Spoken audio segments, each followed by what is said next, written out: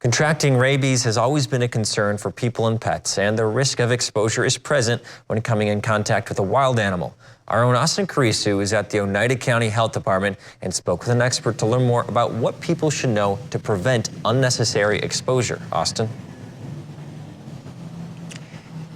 That's right, Dan. Rabies is a deadly virus that can be contracted through an animal bite and can be fatal. I spoke to a public health nurse here at the Oneida County Health Department to learn more about what a person should know in case they do contact an animal that may have rabies.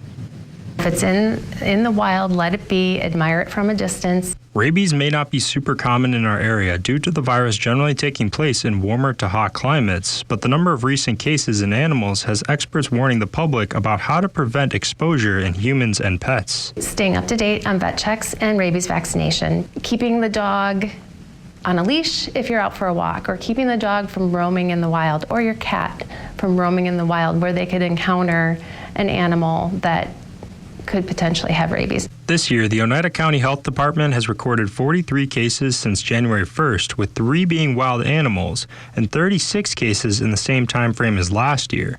Rabies can have serious symptoms for pets and people, as well as can be fatal, and the only way to know for sure if an animal has rabies is by testing the brain tissue. Agitation, restlessness, and then eventually leads to paralysis, which goes into we talk about the drooling and the foaming at the mouth. It's because they can't swallow because of the paralysis, and it can lead to difficulty walking and then eventually death. Rabies does not have a cure and can occur in all mammals, with the most animal cases in Wisconsin coming from bats and skunks. Just keeping the animals up to date, staying away from wild animals to minimize your chance of contracting a deadly viral disease.